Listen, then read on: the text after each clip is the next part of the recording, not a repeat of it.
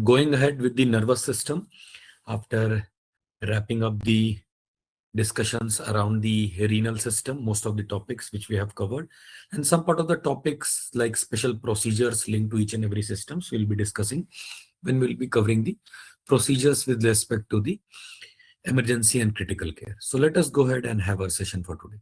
So we'll be discussing about the etiology of strokes. We'll be talking about the what exactly are the types of stroke location and based on the physical examination of the patient, and discussing the very important with respect to the emergency and critical care is the acute management of ischemic and hemorrhagic stroke, which will be talked. But before going ahead and discussing majority of the management part, let us discuss what exactly is the basic definition of the stroke with respect to the World Health Organization. So it is a neurological deficit of sudden onset with a focal rather than global dysfunctions. So in which after adequate investigation, symptoms are presumed to be non-traumatic and it should last greater than 44 hours. So according to the National Institute of Neuronal Diseases, when the blood supply to a part of the brain is being suddenly interrupted or when a blood vessel in the brain bursts, it leads to stroke. And what is the transient ischemic attacks, that is TIA? It is a neurological deficit of vascular origin that lasts from few minutes to hours and it get usually resolved within a period of 24 hours. So it is a transient phase. It resolves within a period of 24 hours. Let us look at some of the epidemiology and some of the data with respect to this. So when we talk about the epidemiology, third most common cause of death after cancer and ischemic heart disease, a big number. Major cause of severe physical disability. So prevention of stroke in India is about 1.54 per 1,000 population. So every per 1,000 population, every 1 or 2 patient is having an incidence of or prevalence of stroke. And death rate is about 0.6 per 1,000. So incidence and prevalence is based on the due to the unhealthy lifestyle, adoption of unhealthy lifestyle which we have started following, and more of increased life expectancy. So with increased life expectancy, the chances of incidence and prevalence are on the rise. When we talk about the risk factors, so risk factors are either it can be a fixed or it can be a modifiable stroke risk factors. So what are the points in the fixed risk factors? Age, gender, especially males greater than females. When we talk about the racial population, Afro-Caribbean, greater than Asian and greater than European. Previous vascular event, if any of the patient has previously suffered from any emboli, any myocardial infarction, high deposition of fibrinogen content that leads to formation of clot. Modifiable risk factors, hypertension, uncontrolled hypertension, heart disease, smoking, alcohol, hyperlipidemia, diabetes, and the females or any oral contraceptive pills. So these are the modifiable risk factors. This is the basic circle of Willis, and exactly where when you talk about the pathology, where which vessels are being affected of the brain. So this is the circle of Willis located in the brain where there is the anterior cerebral artery with the anterior communicating artery, and there is a posterior cerebral artery with the posterior communicating artery arising from the middle cerebral artery, and there is ophthalmic artery and anterior choroidal artery, which forms the circle of Willis.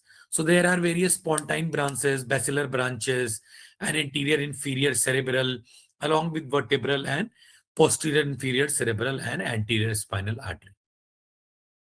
So this part just above the posterior communicating artery forms the anterior circulation, and below it forms the posterior circulation.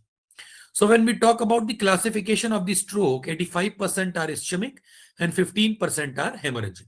So hemorrhage, that can be either intraparenchymal subarachnoid, accounts for 15%, and that is being again, stroke is being divided into either atherosclerotic cause, deposition of any lipid plaques or so, 20%. Penetrating artery disease, lacular infarct, can be 25%. A cardioemboli cause, emboli from the cardiac going up to the brain vessels leading to stroke. Cryptogenic, 30%, and unusual causes like migraine, arthritis, the patient is on drug abuse, any dissections, accounts for 5%. So that makes a total of 85%, and hemorrhage accounts for 15%. Coming to the ischemic stroke, so 80% of the strokes are ischemic, and why it occurs?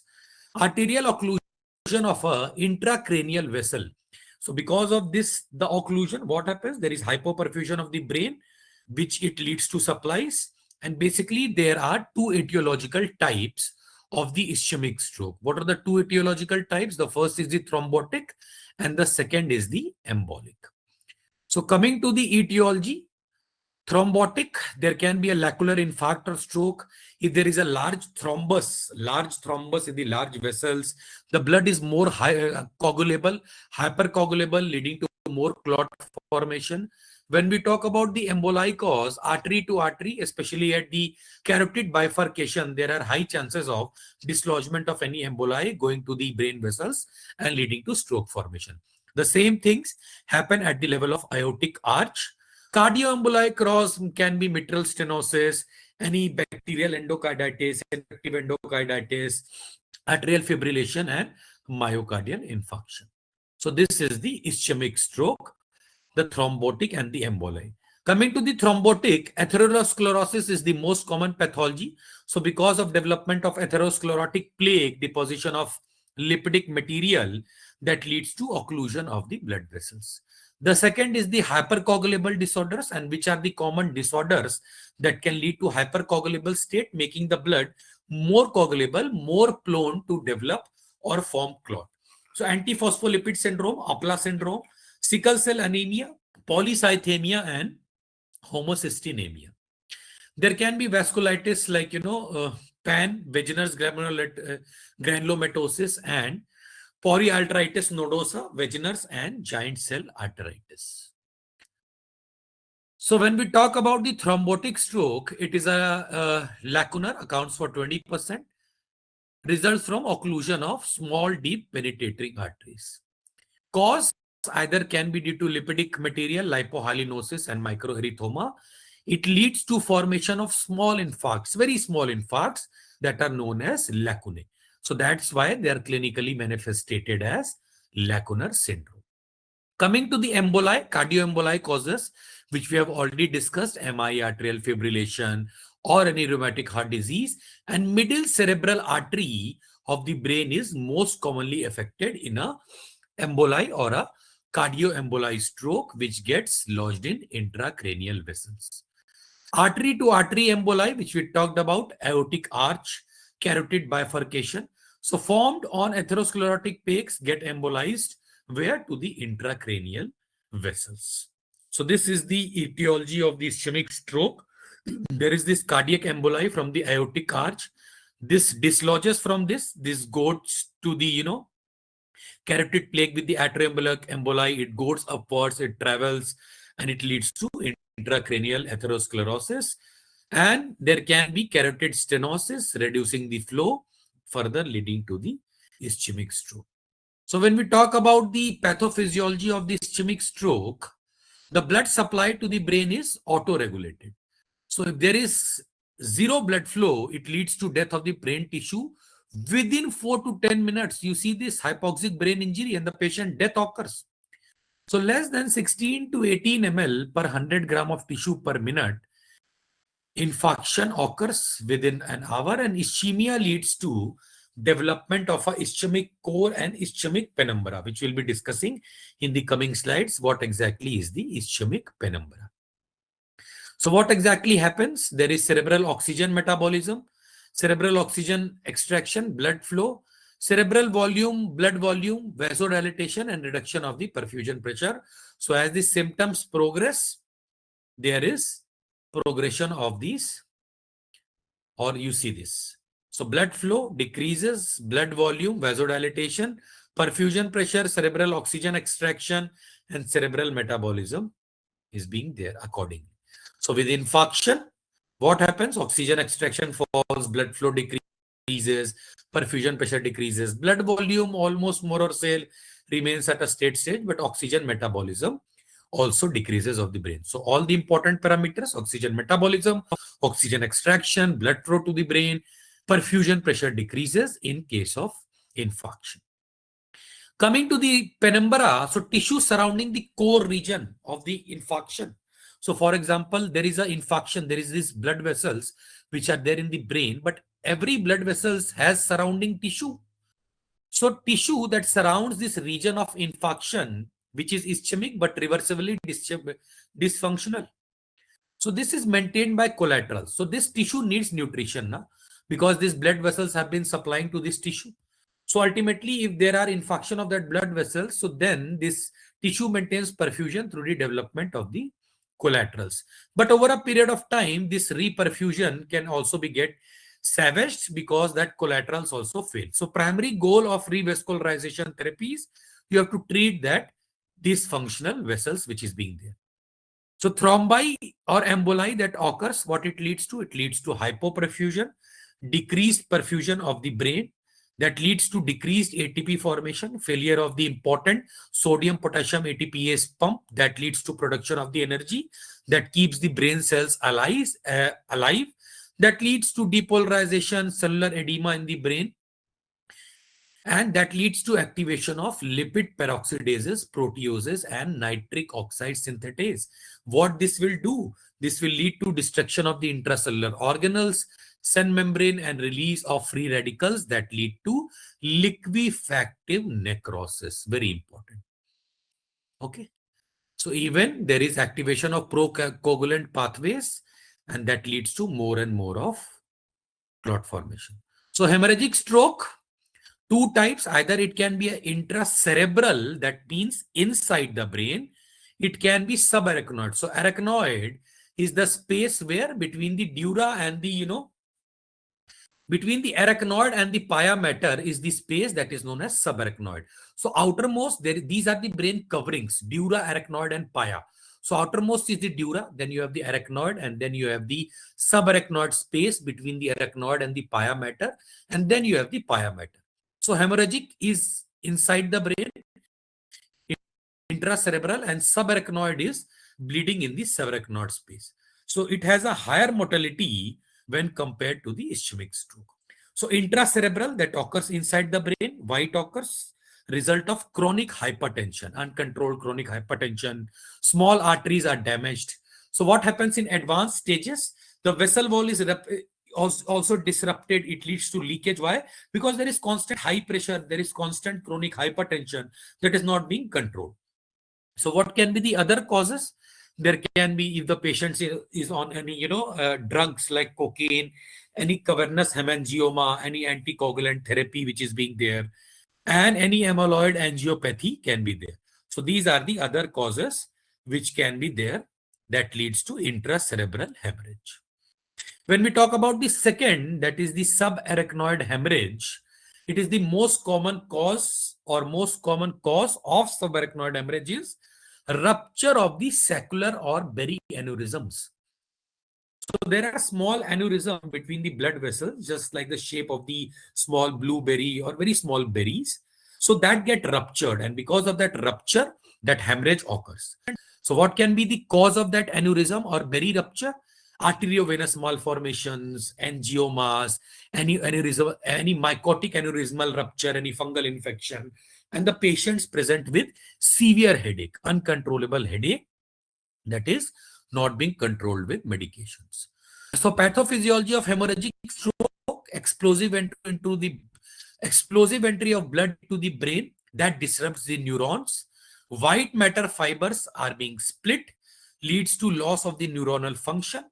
Expanding hemorrhage, so as with the time the hemorrhage expands, it acts as a mass lesion. Why? Because there is more kind of blood material that leads to compression of the brain tissue, and that leads to further progression of the neurological deficits. So larger hemorrhages can cause tentorial coning and rapid death of the patients. Now we have discussed the pathophysiology of the stroke. Now next question is how we will assess this stroke. So assessment is based on the history of the patient. Very important. Each and every time we have been stressing and focusing on dwelling more time on the history. So ask the patient if any history of hypertension or diabetes, any previous history of transient ischemic attacks, any previous history of heart conditions like arrhythmia, rheumatic heart disease, and ask how is it progressed, whether it was acute onset, chronic onset. So you have to spend more time on the history to find out the exact cause, whether the patient is having any history of seizures, migraine, any history of anticoagulation therapy. Ask with the females if there are any oral contraceptive use, or history of any hypercoagulable blood states like what? Sickle cell anemia and polycythemia vera, or if the patient is on any substance abuse like cocaine or amphetamines. Then after dwelling time on the history, do the proper examination of the patient, especially the neurological examination. Also, along with the neurological examination, do the skin examination. Look out for xanthelasma, rashes that can indicate any arthritis, splinter hemorrhages, or any liver ischemia that can be due to deep venous thrombosis that can be again the cause of thrombus or emboli formation. Look out for the eye for the diabetic changes, any diabetic retinopathy, retinal emboli, any hypertensive changes or arcus senalis, and an evaluation with the ophthalmologist has to be done. CVS examination, rule out murmurs, abnormal rhythm, peripheral pulses, bruits. Respiratory system examination of pulmonary edema, infection, urinary retention in case of abdomen, and locomotor system examination. Look out for the injuries that are sustained during the collapse, comorbidities which influence the functional abilities. So most cerebrovascular diseases are being manifested by what? They are being manifested by abrupt onset of focal neurological deficit if the patient was being struck by the hand of the god. So clinical manifestations are highly variable because of the complex anatomy of the brain. So they are being manifested by what? Abrupt onset of focal neurological deficit, as if something has been struck. This is the famous, hand of God, and where the goal was being done through the hand only, backed by the Maradona. So, but again, this is being assumed the shape of this posture as if there is a focal neurological benefits. Coming to the clinical classification, a stroke can be either a progressing, it can be a completed, or it can be a transient ischemic attack. So how you will, when stroke occurs, how you will assess the patient? Assess on the 4 base parameters: face. Look at the smile. Does there is one side drooping of the face? Does one side of the hand is drifting or going downwards? Are they able to speak clearly, or are they able to repeat the sentence? And if any of these symptoms are being seen, call the hospital immediately, because the brain cells are dying, hypoxic brain injury. So every minute counts. So National Institute of Health Stroke has standardized methods used by the healthcare professionals to measure the level of impairment that is being caused by the stroke. So what is the purpose? To assess the degree of disability. Scores are calculated on the determine the level of severity, and it is also used as a tool to determine if any of the change examination has been occurred. So based on this, if there is a loss of consciousness to the patient, 7 points, cranial nerves are being involved, cranial nerves 2, 3, 5, 6, and 7, 8. Motor system is being involved, both the motor, 8 into 2, 16. If there is ataxia and sensory, 2 points each. If there is a language deficit, 5. And if there is a inattention, 2. So total score, if you club this, everything accounts to total of 42. So what exactly is the outcome of the patient based on these scores? So if the score is greater than 25, it is a very severe neurological impairment. Score between 15 to 24 is severe. 5 to 14 is moderate, and less than 5 is mild. So a 2-point increase of this NIHSS score indicates that the stroke is progressing. So it is advisable that you report it and get the patient admitted for a proper workup. The another is ABCD2 score. So age greater than 60 years, given a score of 1 point. Blood pressure greater than 140 by 80, 1 point. Any clinical neurological deficits, 2 points for hemiparesis, 1 point if the patient is having difficulty in speech and if there is a weakness. Duration, how much time, 2 points if it is greater than 60 minutes, and 1 point if it is between 10 to 60 minutes. And if the patient is having diabetes, it has been given 1 point. So maximum score is given a 7. So more the score, more the worse prognosis. The Alberta score program CT score is a 10 point. based on the CT scan score used to assess the middle cerebral artery stroke. So segmental assessment of this middle cerebral artery is made, and 1 point is removed from the initial score of 10 if there is evidence of infarction in that region. So caudate, putamen, internal capsule and insular cortex involvement in the brain. So M1, anterior to middle cerebral artery cortex. M2 is MCA cortex, that is lateral to insular ribbon, and M3 is the posterior MCA cortex that corresponds to the posterior temporal lobe. M4, 5 and 6, anterior MCA artery superior to M1.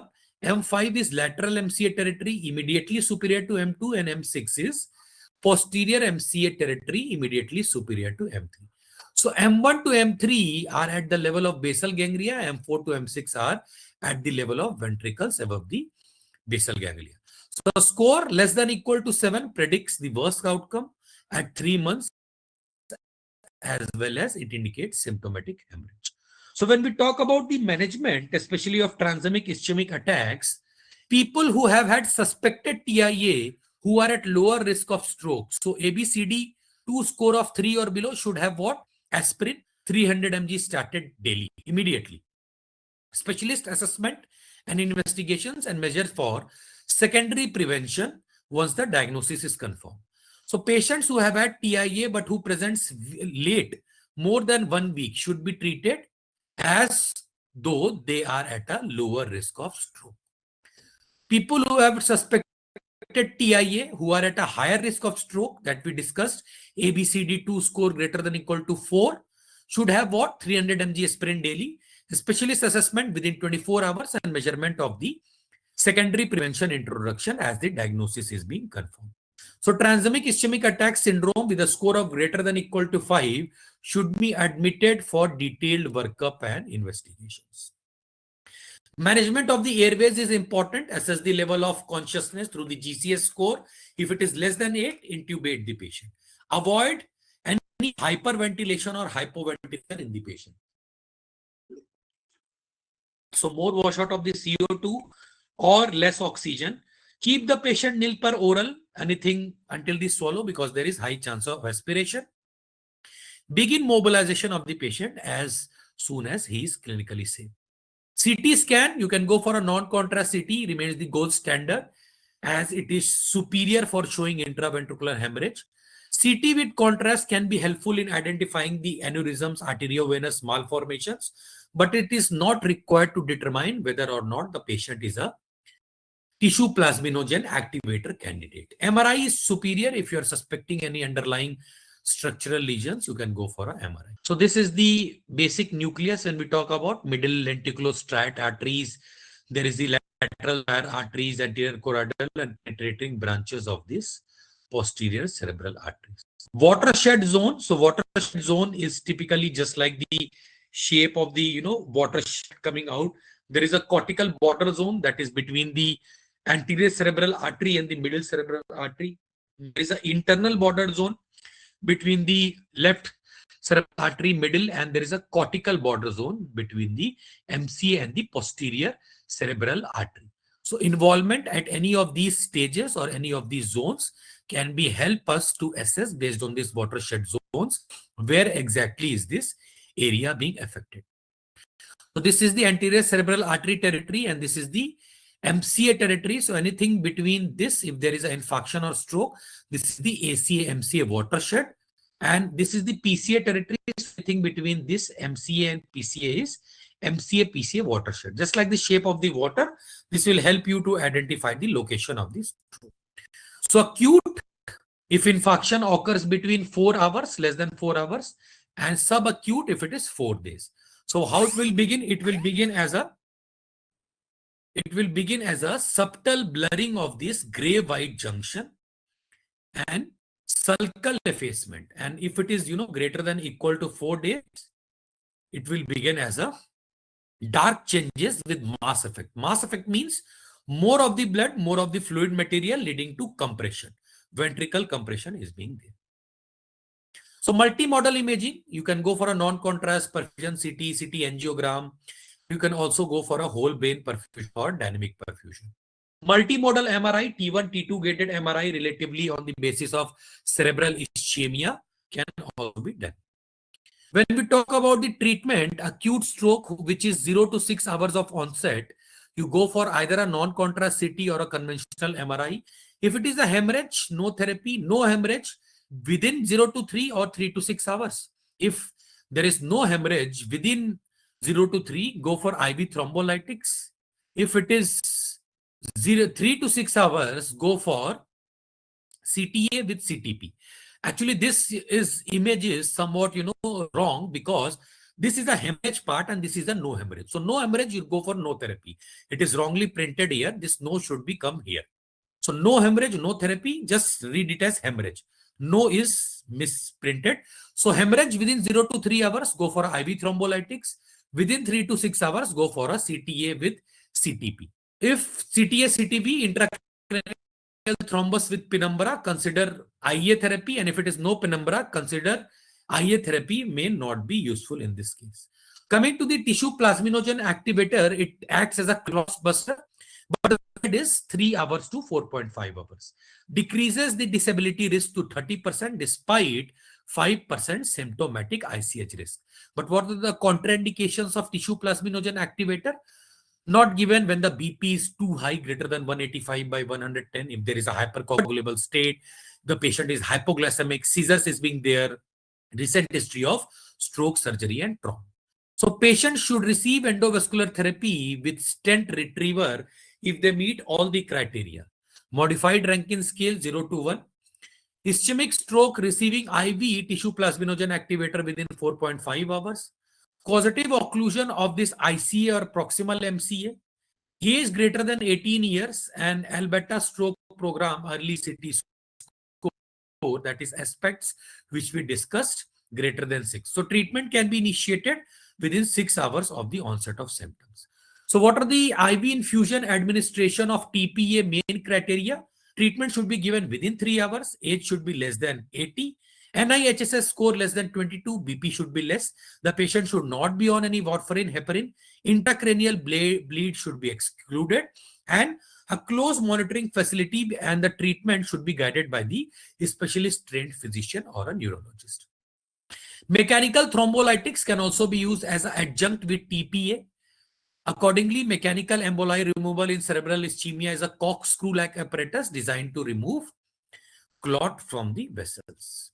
So the goal is to maintain, ultimate goal is cerebral perfusion pressure, which is calculated by the mean arterial minus the intracerebral pressure, that needs to be 70. So higher BP goals with ischemic stroke, lower BP goals with hemorrhagic stroke has to be maintained. It is a guidelines. BP increase due to arterial occlusion, failure to recanalize either through stent or any thrombotic therapy will lead to rise in BP. So lowering BP starves the penumbra and worsens the outcomes. So save the penumbra. Penumbra, which we have discussed now, surrounding tissue which has been there. So you have to save this neuronal dysfunction. So cerebral blood flow between 8 to 18 ml per 100 gram per minute. This is the penumbra zone. Greater than 20 is the normal function, and neuronal death occurs when cerebral blood flow falls to less than equal to 8. Stroke surgery, when we talk about the hemorrhagic, so lobar hemorrhage, no difference in the outcomes has been observed in stable patients. Outcome better than conservative management. If it is a basal ganglia hemorrhage, endoscopic evacuation is better than conservative. And if it is a cerebellar hemorrhage with obstructive hydrocephalus, you can go for a surgical emergency. Urokinase or TPA instillation and minimally invasive aspiration. So there is a catheter, tunneled subcutaneously. You make a burr hole. Catheter is placed inside the clot, and this placement of the catheter is being done at the center of the clot, but through the CT guidance. Aspiration or instillation of urokinase or TPA is being instilled through this catheter at the proximal port, and there is a closed back drainage which helps in draining of this. People with middle cerebral artery infarction who meet all the criteria should be gone for decompressive hemicranectomy. So what are the criteria? Age should be less than equal to 60. NIHS score above 15. Signs of MRI of an infarct of at least 50% involvement of the middle cerebral artery and infarct volume greater than 145 on diffusion weighted MRI. Supportive management, glucose management, important. Hyperglycemia is again one of the important risk factors. Anti-epileptic drugs, because seizures are common after hemorrhagic, episodes. So ICH related triggers are generally non-conclusive and are associated with higher NIHS score, leading to midline shift and poor prognosis of the patients. Treat fevers, hyperthermia, fevers greater than 35, 37.5, greater than 24 hours is being associated with poor outcomes in about 83% of the patients. You should have a stroke unit in your hospital. A team, multidisciplinary team should be part of that stroke unit rehabilitation program for efficient referral and rehabilitation system. Coming to the etiology of this ischemic strokes, large vessel thrombotic. Virtuous try, there is injury of the blood vessels that leads to stasis of the blood flow and hypercoagulable state because of the various cause, deficiency of anticoagulation, presence of procoagulation factors, maybe cancer also. Large vessels like, heart, venous circulation, arterial circulation can also be the cause. So determining the location for large vessel, look out for the cortical signs. For posterior circulation, look out for the cranial nerve findings. And watershed zones, which we discussed, look out which of the border zones, anterior, middle, and posterior zones are involved. So cortical signs for the right brain, right gaze preference, left brain left. If present, think it is a large vessel stroke. So large vessel stroke syndromes, middle cerebral artery, arm having greater than leg weakness. For anterior cerebral artery, leg greater than arm weakness. Posterior cerebral, there is cognitive memory loss, confusion. And if cerebellum involvement is being there, there is ipsilateral ataxia. Aphasia, Broca's area of expressive aphasia and Wernicke's areas of receptive aphasias, which are the dominant areas of the brain, are being affected. So etiology of ICH we have already discussed, and this is the major cause, aneurysm 36%, hypertension also holds 36, AV malformation is 11, and somewhat 17 is the other causes. Hypertensive ICH, small rupture, which we have talked about, of the small artery, which is located deep inside the brain. And what are the common sites of a hypertensive intracranial hemorrhage? There can be involvement of basal ganglia, cerebellum, and pons. So there is so much of headache. The patient typically awakes, often having stress, followed by acute onset of symptoms with severe headache. If it is a ganglionic involvement of this, the patient can have contralateral hemiparalysis, stupor, coma, conjugate deviation of the eyes towards the side of the bleed. So this is basically the cerebral hemorrhage, which is being shown in this image. Cerebellar hemorrhage, patients can present with vomiting, ataxia, small sluggish pupil, and eye deviation towards the opposite side of the bleed which is being present. If it is a pontine, pinpoint but reactive pupils, ataxic breathing patterns, why? Pneumocystic breathing, respiratory centers of respiration are being located here. Decerebrate posturing or flaccidity. If it is a subarachnoid, the patient can have nausea, vomiting, seizures, photophobia, and headache, which the patient will say that he is having the worst headache of his life. So much uncontrolled headache. So when we look at the various cases, 74-year-old American female presents with sudden onset of left-sided weakness. She was at church when she noted what? She noted a left facial drooping. The female has a history of hypertension along with artery. And the patient on which the patient is on any medication is losartan. So when the patient's examination of BP was done, it was on the higher side, 172/90. The patient was a bit of tachycardic, pulse rate 104, temperature 98, respiratory rate mode 22. Saturation was a bit comparatively on the 94. So general examination was still not, anything significant except irregular rate and rhythm. So neurological examination, the speech was dysarthric. The patient's right gaze was preference. There was left facial droop and left-sided hemiplegia was being present. This was the findings of the CT scan which was being done, showing areas of the hemorrhage and involvement. So right middle cerebral artery infarct. Why? Due to cardioemboli from the arterial fibrillation. Irregular rate, irregular rhythm, might be BP is on the higher side. History of AF is already present. So cardiac history of AF, which we have discussed. So cardioemboli cause is common. Patient underwent mechanical thrombectomy. Intraarterial verapamil clot removal was successful. Patient was discharged 48 hours later on anticoagulant Coumadin.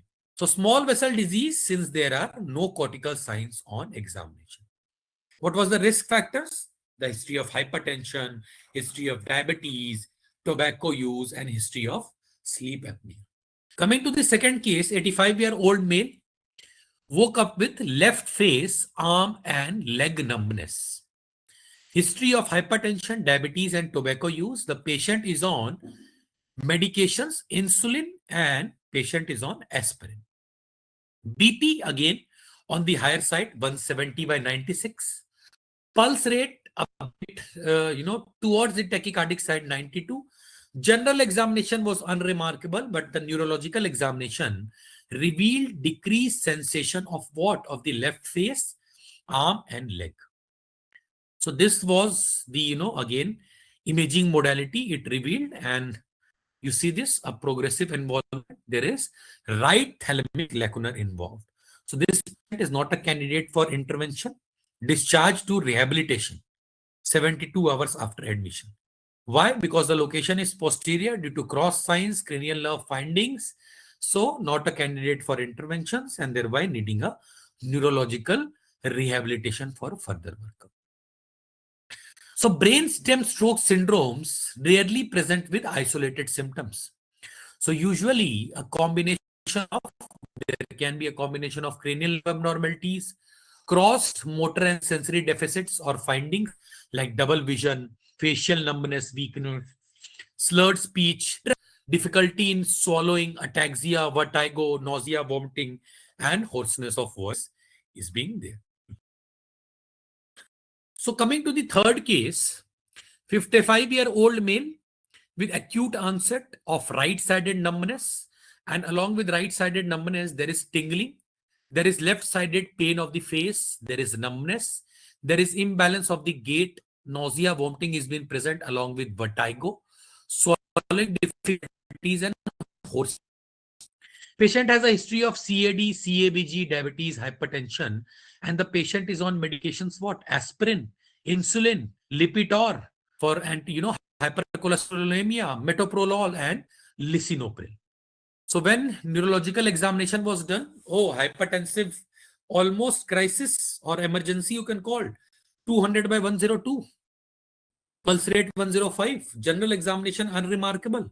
And neurological examination, what it revealed? Decreased sensation of the left face, decreased sensation of the right body, left ataxia, and unsteady gait. Voice, nystagmus was being present. So this was the imaging modality which was being shown. So it is a brainstem stroke. So the patient was given IV tissue plasminogen activator, and post tissue plasminogen activator, the patient's symptoms greatly improved. The patient regained sensation. The ataxia resolved, and the patient was discharged home on outpatient management. So location is a watershed pattern, somewhere between the middle and the posterior. Case 4, 56-year-old female, upon waking up post-operatively after elective surgery, was found to have left-sided weakness and neglection. So history of hypertension is being present and the patient is on medication what? Lisinopril. BP was almost normal, only 132 by 74, pulse rate normal, 84. Unremarkable general examination was present and neurological examination revealed what? Left-sided face, arm, and leg weakness. Tendon reflexes showed brisk on the left, toe up on the left was being present. So this was the imaging modality which was being done, and what was being various imaging modality. So right hemisphere watershed infarct secondary to the hypoperfusion. So on review of the anesthesia records, blood pressure dropped to 82/54, severe hypotensive, and patient was discharged. Why? In the setting of right internal carotid artery stenosis or internal cerebral artery. You see this? Yes. Complete stenosis of this artery is being there. So because of this stenosis, severe fall of the BP, leading to patients for further evaluation and workup. So this was the various 4 cases we discussed. And before we wrap up our sessions for today, let us go ahead and have a quick 1-2 minutes overview of this, what we discussed so far today. So yes, so started with the definitions of the stroke. What is a stroke? What is a TIA is meant by? What is the epidemiology? What is the incidence prevalence rate? What is the fixed and modifiable factors? We talked about the circle of Willis, anterior circulation, posterior. We talked about the classification where hemorrhagic is 50%, ischemic. We talked about the ischemic stroke and the 2 types of ischemic stroke, that is the thrombolic and the embolized stroke. We discussed about the thrombotic stroke. We discussed about what exactly is thrombotic. It is a lacunar. We talked about embolic, especially cardioembolized stroke, etiology, pathophysiology of the ischemic stroke, and exactly the symptoms and infarction, the important parameters, blood flow, oxygen extraction, metabolism. We talked about what exactly is the ischemic penumbra, and then we talked about the basic pathophysiology, what it occurs in the brain. We talked about the hemorrhagic stroke, 2 types, ICH and subarachnoid. We talked about the clinical features, how to assess the patient of the stroke, clinical classifications, NIHSS grading, ABCD2 score, and TIA management. Management of the airway, and what exactly is the imaging modality you will choose, multimodal. We talked about the treatment with TPAs, administration of TPA, medical thrombolysis, management of the BP, saving the penumbra, how to instill TPA. We talked about the supportive therapy, stroke unit, hyperthermia. We also talked about ischemic stroke, determining the locations, cause, what is large vessel stroke syndromes, etiology of ICH, hypertensive, cerebral, cerebellar, and pontine hemorrhage. And then we ended our session with this 4 case.